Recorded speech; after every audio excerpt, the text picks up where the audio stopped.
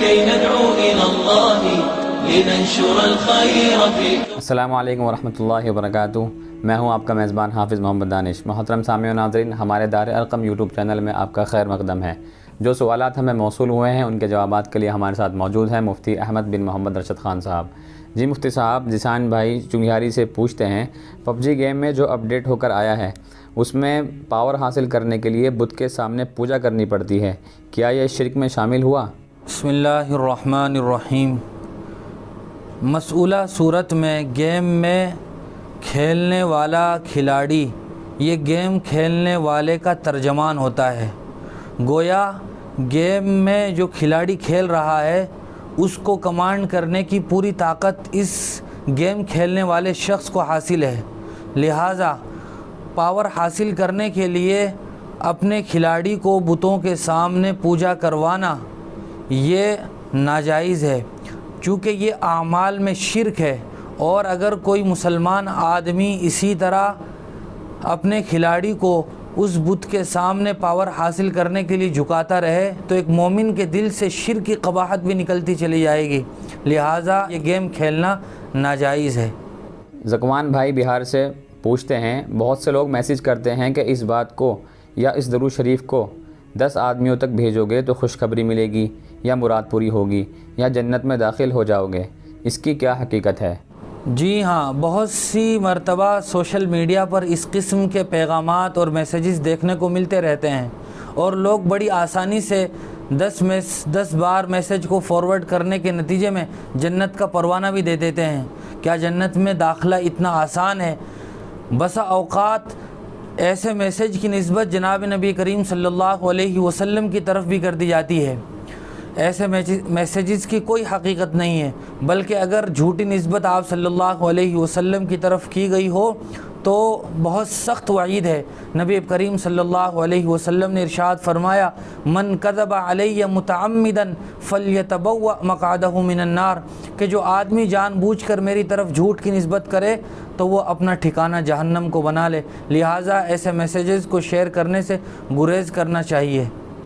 جمیل بھائی بٹلاؤ سے معلوم کرتے ہیں، میں نے کئی سال پہلے ایک آدمی سے کچھ قرض لیا تھا ممبئی میں، اب پتہ نہیں وہ کہاں ہیں، تو اس رقم کا کیا کروں؟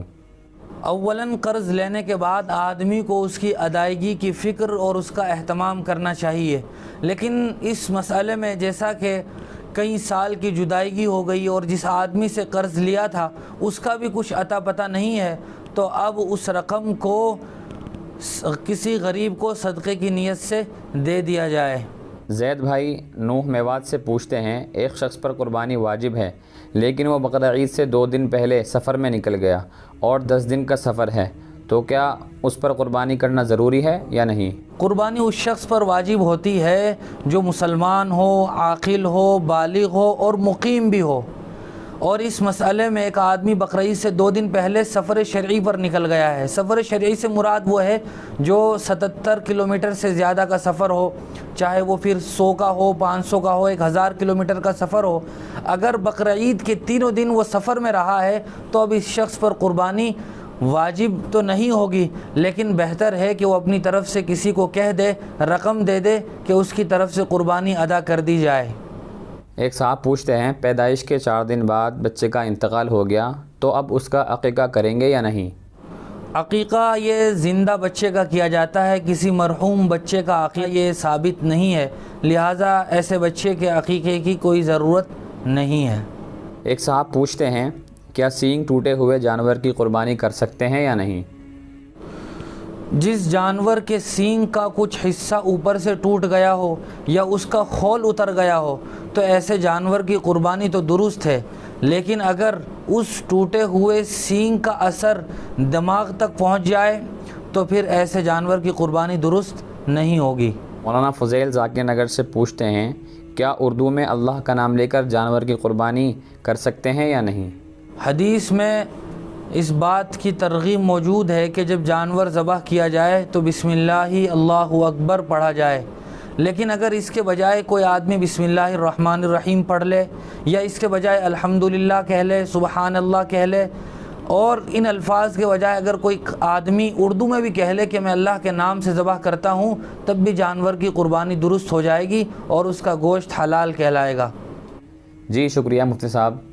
اسی طرح کے مزید مسائل کی جانکاری کے لیے آپ اپنا سوال ہمارے کامنٹ باکس یا ڈسکرپشن میں دیے گئے نمبر پر آپ ہمیں واٹس ایپ بھی کر سکتے ہیں۔ ہمارے دار ارقم چینل کو سبسکرائب کریں، ویڈیو کو لائک کریں اور صدقہ جاریہ کی نیت سے ویڈیو کو شیئر بھی کریں۔ جزاک اللہ۔